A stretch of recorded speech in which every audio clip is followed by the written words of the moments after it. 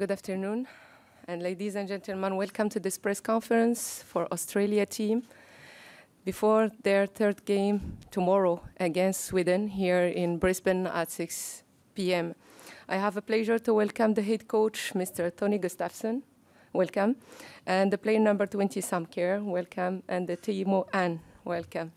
For remote interpretation is available via FIFA interpreting app. For channel 1 is English, channel 2 is Swedish. Please put your mobiles first on mute.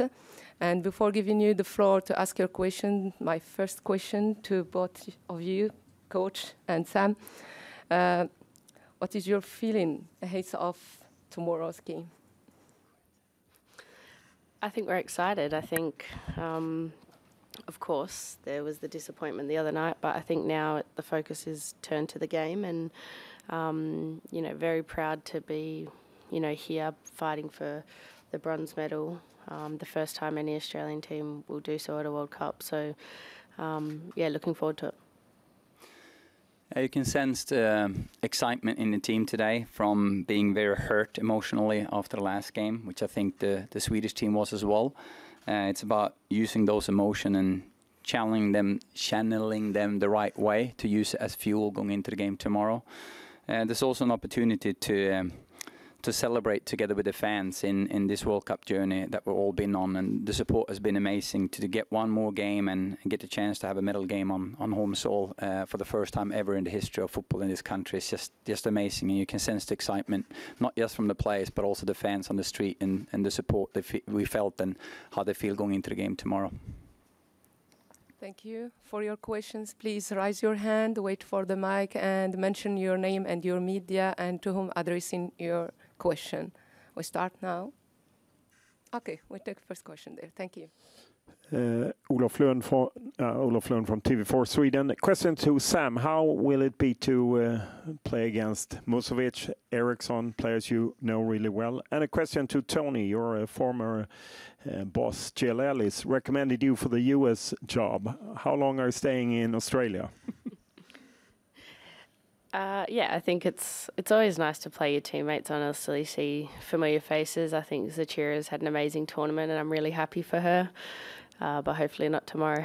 No, I think you saw the other night and throughout the whole tournament there's always, in women's football or in football in general, a huge amount of respect for one another, and that's no different tomorrow with those girls. They're my teammates, my friends, and I have a lot of respect for them. But when we step on the pitch, everyone knows, you do everything to win, and we will be tomorrow. And it will be nice to see them after the game, but until then, not on the same team.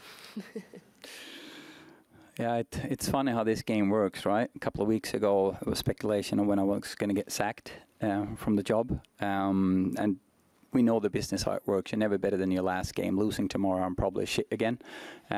So it's just how it works. I'm just focused on one game at a time. I love working with this team. We've been on a journey together, and I said it from day one. It's such a privilege to be part of this team and this journey, and be a smaller part of something much bigger than 90-minute football. And the legacy that these players, I wanted to leave here and been able to do so as well. And experience the game tomorrow with them is something I'm really looking forward to.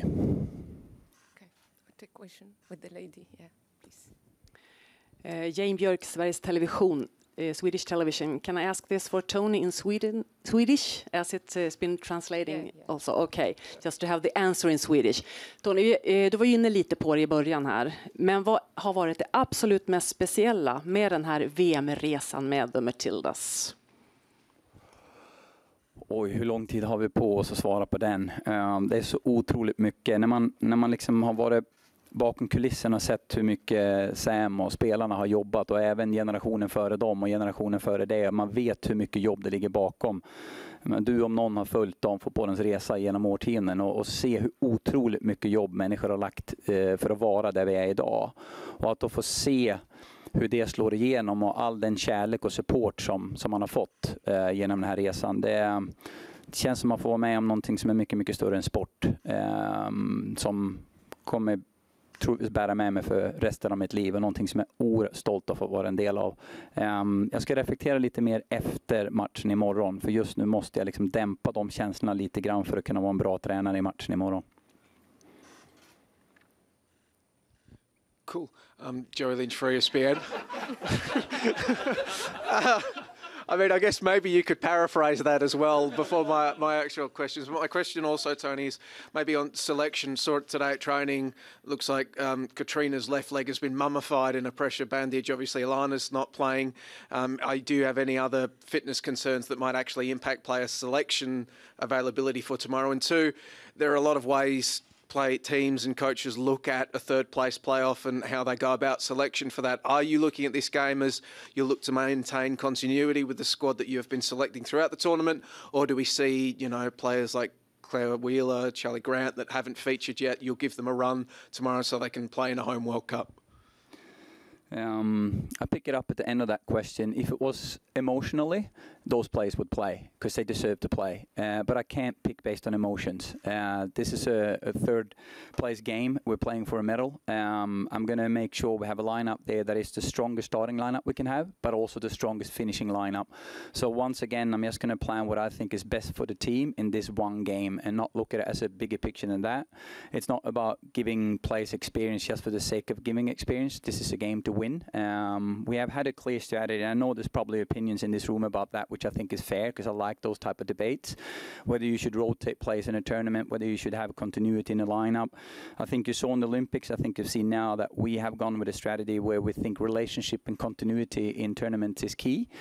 Similar to England when they won the Euros, same starting lineup, all the games, same as England in this tournament, even though I know some made comparison that they rotated more than us, but that was just when they won 4-0 against China. They did some subs, but other than that, they actually done less subs than we because they have continuity and they're in a World Cup final.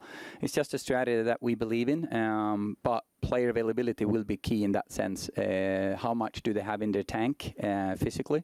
Who starts? But in the base and core of it is going to be what we think is best to win the game.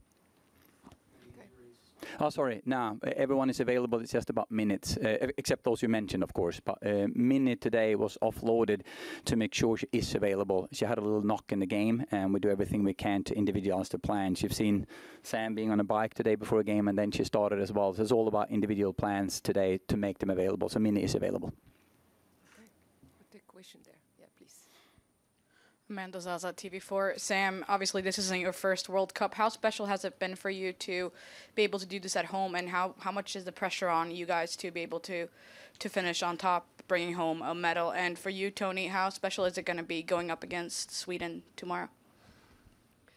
Yeah, I think for us this has all probably been the most amazing 4 weeks of our careers. I think just not only what has happened on the pitch, but what has happened off the pitch has been amazing. When we first started at this World Cup, we could have never dreamed that this would happen.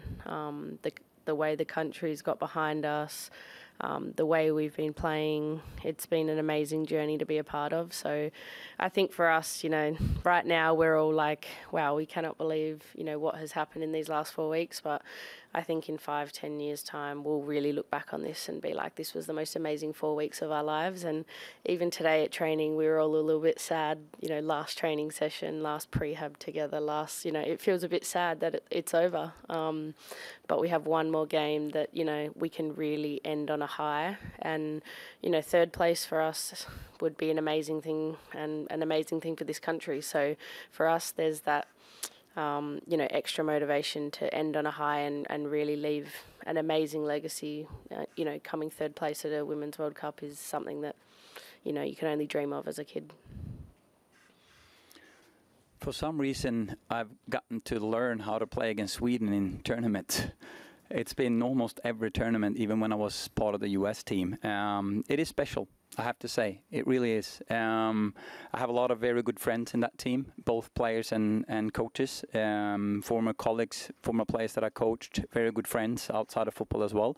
So that's special. But same thing goes for Sam and the players. They have very good friends on the other side in the Swedish team that they play with on daily basis and are very good friends with.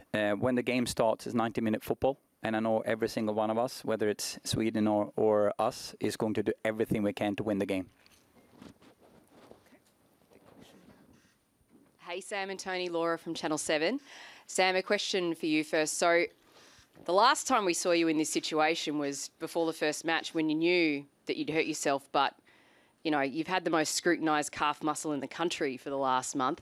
How much of a relief is it that you've made it this far in the competition, so you've actually been able to play a part in it? Because I'm sure in those early stages, you don't know. You don't know that, you know, you're going to make it this far, and you've been able to get to the point where you're playing matches. So how much of is that a relief for you personally? And also, do you get a chance to unwind post-tournament? Are you going to WA? Do you get to hang with the family, or is it straight back overseas? And Tony, for you, I think you got asked a question about this earlier, but I'd love to hear your reflections more just on Australia hosting this event, how well you think it's gone. I know that, you know, everyone's hoping this carries the momentum into us hosting other major football tournaments. The Men's World Cup's been mentioned, but of course there are other major tournaments before then in the pipeline.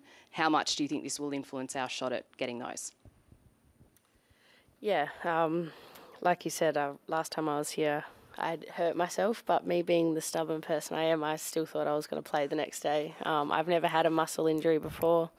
So, yeah, I feel massive relief that I've been able to step onto the park, but I've had so many people help me get me to where I am today, like playing, training.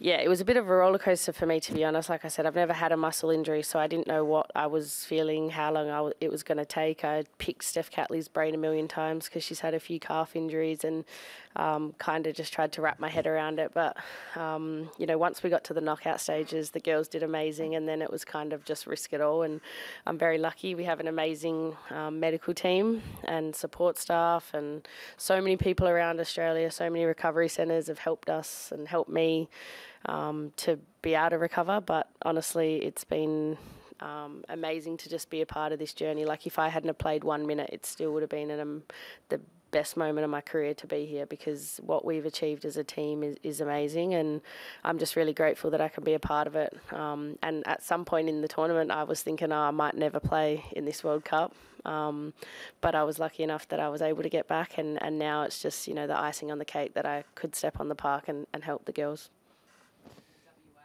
Yeah, I am going to go back to Western Australia for a few days, but I don't know, I texted Emma today and said, when do I need to be back? I've still left her on red, actually, because I haven't decided. But no, I have to head straight back pretty much for Chelsea, but I'll definitely get in a trip with the girls, hopefully with a bronze medal around my neck.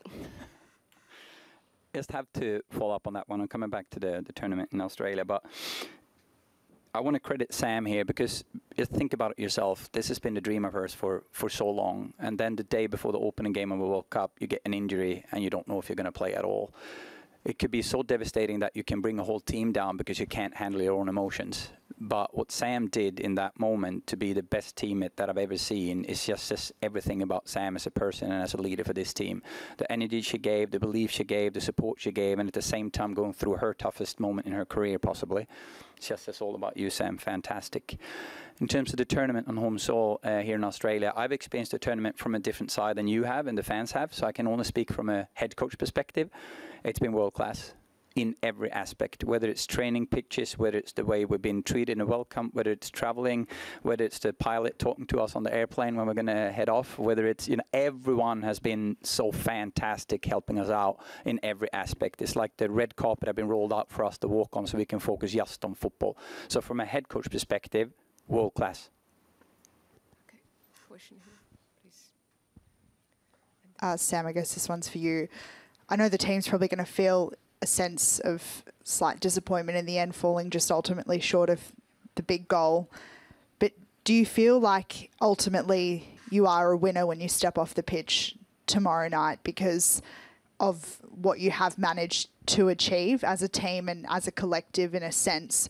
I guess I can just take you to the video that I know you retweeted on your own Twitter with Federation Square. Sorry to bring up Fed Square, but that clip when you kicked the goal, that was scenes across the whole country, just people, randoms hugging each other like that. That literally, that scene going viral across the world. That in particular, do you feel like that's where you feel like a winner when you step off tomorrow night in terms of that alone? No matter what happens, the results, everything, that's what you'll remember this tournament for? Yeah, I think so. Of course, we want to win the bronze medal tomorrow, but I think that feeling and that, like, we're winners no matter what is down to the fans. Like, they have created that. They have made us feel like, you know, we have done something amazing for them. And I've just, you know, walked down the street just with Macca just before, and everyone was just saying thank you. Not, you know, well done that they normally do, or great goal, just thank you. And me and Macca were literally, we got in the cab on the way home, we were laughing because we were like, that was so awkward. Like, everyone was just coming around us in the middle of Queen Street Mall, and like, we kind of just were like, wow, that was amazing. And I think the fans have created that feeling by, you know, what we've done for them and what they've done for us. It has just been amazing. And I think, you know, we talked about this before the World Cup, that we want to leave a legacy and have this moment talked about for 10, 20 years. And I think we have already done that. But to win a bronze medal and bring, you know, a World Cup medal to this country would be, you know, amazing. But it really feels like we have brought the nation together over football, which, you know, some people might have said we were crazy if we had said this was going to happen a year ago. So it feels like we've done something amazing for the country, and so many people are so grateful just on, you know, the way we've, you know, brought everyone together. So it is an amazing feeling, but there is definitely work still to be done. Okay, question here. Hi guys, Luke from Fox Sports. Tony, to you first. Can you just reflect on Alana's impact on this tournament? She was one of a few that came in with just less minutes at Clubland than perhaps she would have liked, and probably, you know, had a really, really good tournament, but just the hole that she leaves. And can you run us through the progression from missing illness, so the head knock, missing illness Wednesday, and then it being delayed concussion today? And Sam, we saw some really good scenes at the back gate of the training ground today with Ellie signing stuff for fans, and she was cracking jokes at the silly team photo and things like that. Really just her mental toughness after, you know, we saw her shattered the other night and all the other stuff that's gone on. She just looks like she's so strong and is just not letting it phase her. You go.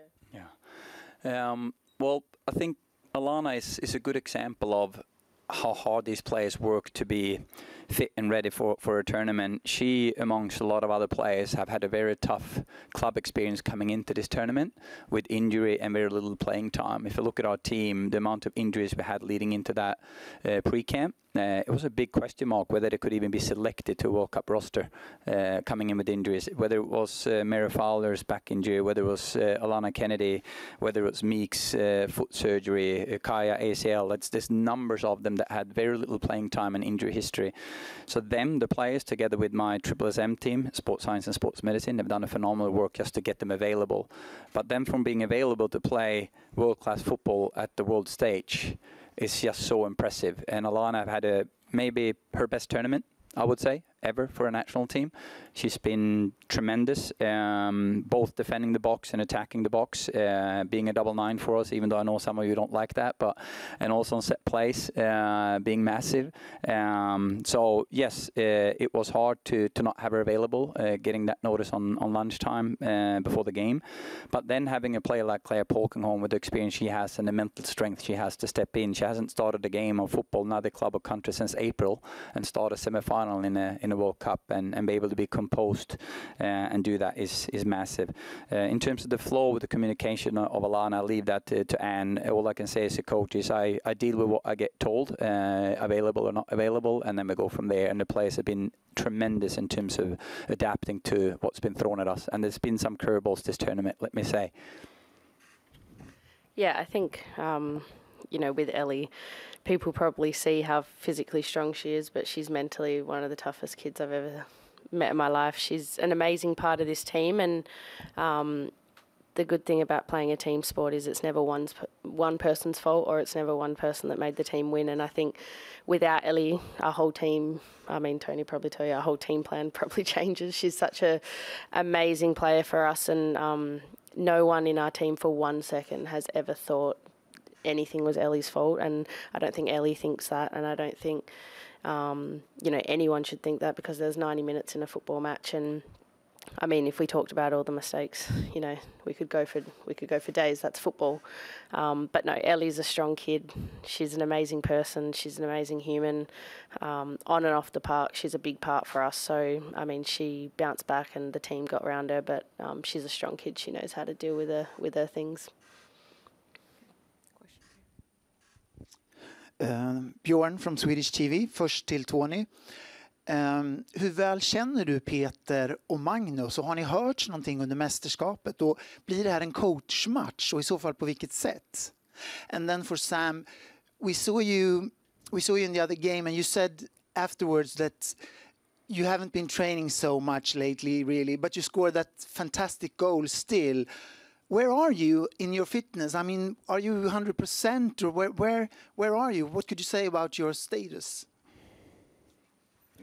I'll start because mine's quick. Yeah, I mean, I haven't trained as much as I probably would like to. I think everyone knows I love to train, I love to play, but I've kind of been held back this tournament to make sure I was right for the calf. And no, I'm ready to go. I mean, once I'm back, there's no more holding me back. And yeah, I think, of course, I would have liked to have had a better run up, but that doesn't really matter now. The games are here to be played, and I think you saw the other night with that goal, it's instinct for me. Most of my footballing career is off instinct, and I think that for me was just an instinct goal, and I'll always have that no matter how fit or unfit or how many sessions I've done or how many sessions I've not done. I'm always someone that plays off instinct, and yeah, I'm ready to go tomorrow. That's why I make sure I don't coach it too much so you can play on instinct, because that's what you get.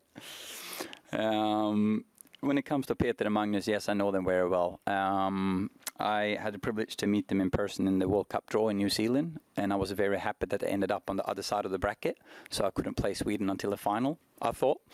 Had the privilege to go to a concert. You know, Peter loves his music, so we went to a concert together. They invited me, which I was very privileged to join. I know them very well as people, but also as coaches, and I think they have done a phenomenal job with the Swedish women's national team. Look at how many semifinals they've gone to, every single major championship they've delivered. I think they've done a tremendous job. I think they're really good coaches, but even more good human beings, good leaders. And I know the players love working on them and the culture they created in the team as well. In terms of whether it's a coach's game, there's always a game plan out there. There's a lot of similarities between Sweden and us. Two teams that is very well organized defensively and physical. Two teams that is very good in attacking transitions. Two teams that is very good on the flanks and the wide areas. And two teams that is probably two of the best teams on set plays in the world. So the team that wins those battles are probably going to win the game. Okay, please, question there. Thank you. Matt Carmichael from Seven. Sam, just what is it about your team that has got the Australian people to this level? Like we've had Australian teams that have been loved before, but there's something different. And is that your Cathy Freeman moment that you're looking for? I mean, that's for other people to judge on that moment. I think at the end of the day, it didn't really account to much. But it was an amazing moment for the team and the country. But yeah, like I said, it didn't really come to much. But about this team, I think, I don't know, I've grown up with these girls, so I've always been in awe of them. And I think Australia is just really caught on to the down-to-earth nature that the team kind of shows, where no one's too big for their boots. We all just work hard. We work for each other. We really represent what I think Australians, when they think of Australian sport, what they, hard-working, never give up. And that's what all the girls show every game, no matter what. And I think people can really get on board with that. And whenever I think of the great Australian athletes, that's what I think of, hard-working. I think of those nights when I used to stay up and watch Leighton Hewitt at Wimbledon, never giving up, playing every point. And I think that's what Australians love. And I think that's what this team is all about, never giving up, having one another's back, and just being down to earth at the end of it. I think you've seen every single girl out there on our team giving back to the fans. And, I think we just have that Aussie spirit that you can't really tell people about unless you see it, you know what it is. And I think Leighton Hewitt, Cathy Freeman, all those athletes that you just want to get behind because of what they do and what they give to the country. Question there, yeah, please. Hi guys, it's Vince Rigari, Sydney Morning Herald. Sam, I want to ask about the future of this team, and in particular some of your teammates. I'm sure there's some agents looking very hard at some of the players in this Matilda squad for the future. Do you think a few might be joining you in the WSL soon? And in particular, is Emma cooking up something with Kyra? I don't know. Like I said, I've left Emma on red in my messages right now. But no, I mean, that's people's private stuff. I don't ask about that. All I care about is how we perform on this team. But I think so many people probably have a few teams after them. But yeah, that's all private matters for those girls. I don't ask them. I stay well away from it. But yeah, if anyone wants to come join the Chelsea, they're more than welcome. Agent Sam. Okay, yeah, question there, please. Lasse Mannheimer from Swedish news agency TT. Question to Tony. You're an emotional guy. How does it feel when you sit here listening to Sam talking about what this tournament means to her and people coming up to her on the streets? Is it hard for you to stay composed? Yeah, don't trigger those emotions now again. We keep that for after the game tomorrow. Now, but I think, yes, I am emotional. Everyone knows that. But I think one of the reasons why I get emotional is because I know how hard and how long they have worked for this. Even the generation before Sam and this team, and how hard this team have worked for it. I also know that I put them through some extreme tough circumstances to prepare for this tournament. We've all seen what they've gone through. 57 players, toughest schedule ever in the history of this program, 18 debutant, loss after loss, but to build something to be ready for this moment and then see how it pays off with all the hard work that they've done and what they've gone through, and see how much it means for them, but also how much it means for the country. Yes, you get emotional because then you realize that it's so much more than 90-minute football.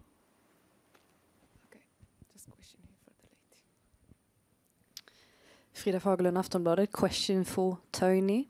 Ahead of this tournament, there was a fear that Swedish football was falling behind, and at the same time, there's been an incredible growth over here in Australia within the game. What do you think the future holds for these nations, speaking from your own experience? I think that's a bigger question to really discuss post the World Cup, and it comes down to investment. That's what it comes down to, resources and investment. The passion for the sport is there. The players are there. It's giving them a fair chance now to keep up with the bigger nations, to make sure that there's investment in grassroots football so more can play and stay in the game for longer, making sure there's pathways for every single player, and make sure there's facilities there to play. And it comes down to investment and give these players a fair chance. And that's what I think. Maybe take the opportunity to say that now. It's easy now when the spotlight is on all of us, including you and me in here, to talk about it. But what about a week from now or 10 days from now when Sam is back at Chelsea working interval runs and be fit for the game and no one sees the hard work she does? What are we doing to keep this going, to stay in this, to make sure that we push for these investments? And what are you guys doing in a month from now or 6 months from now or a year from now to keep making sure the spotlight is on women's football and investment keeps happening? So for everyone out there that have supported this team throughout this World Cup journey, stay and support, because if we do, I think the future is bright, both for Sweden and Australia and for all other countries that do the investment that is needed. Okay, with the question there, yeah, please. Question for Sam, Emma Kemp, Sydney Morning Herald. Kind of a bit of a follow-up to that question, but just wanted to ask you about like the future within the team. You know, when people talk about a team that might be in transition in a few years, people get really freaked out by that and they think, oh, you know, it's going to be problematic. But you guys have so much exciting young talent coming through. And I just wondered if you could, obviously, Tony knows a lot about that because he's made a lot of those selections. But as a player who's been around a really long time, where is the team and where could it be in 4 years' time? Oh, God. Yeah, I think obviously, you know, we've got lots of young players in our team. You look at the young ones, Mary, Ellie, and you think, oh God, we're in a really good place here. And then you look at the other end and you think, oh, we could lose a few, and it's sad. But I think that's anything, that's sport. And I think that's why those things are so important that Tony just touched on, because there's probably 10 or 12 players out there that we've never heard of that will be at the next World Cup, and that's really exciting. And I think there's a couple of players that are at this World Cup that probably won't be in the Matildas team anymore. They would have retired, but you never know. I think that's the amazing thing about sport, is that this is why this tournament is so special, because it only happens every 4 years and the teams are forever changing, and women's football is changing quicker than people could have ever imagined. So, I mean, I hope to still be here, if that's what you're asking. I'm not really sure, but I'm only 29 and no, I'm joking. But no, I think most of us will still be here if we have the opportunity to be. We have to play at our clubs, we have to play well, stay injury-free. There might be a few more babies, maybe. I don't know. It's 4 years. It's a long time. But, yeah, I hope that the core group is together. But, of course, there's people either side that will come and take someone's position, and then people that might not want to keep playing. But at the moment, I haven't heard of any talks of anyone retiring or anything like that. So I think as long as there's 23 spots, everyone here will be fighting for them in 4 years to come. And I want to add to that, because I think it's important that we're excited about that young generation, but I also think it's important that we're excited about the players that want to extend their career and make it longer, so we can have a higher average age of retirement. I had the privilege to work with some players in the US that extended their career after giving birth or staying in the game. You know, Shannon Box, Chris Rampone, Abba Warnback, Carl Lloyd, so forth. You look at this team with Ivor Luik, Claire Polkinghorn, Minnie coming back from giving birth. Like players that want to extend their career and play longer, Lydia Williams and so forth. We need to be excited about that as well, so that we can keep the players longer at the elite level, because they can. They're so professional, they can, but at the same time be excited about the youngs coming in. If we can have that mix, we have a good mix. Exactly. We'll take the last question there, please. Thank you. Tony, hi. You said before you'll do anything to win. You did whatever's necessary to win, rather, tomorrow. There was some commentary around some of the tactics that England employed to stop you playing the other night. Are you tempted to say to the girls, there's a medal at stake here, all's fair in love and third place playoffs?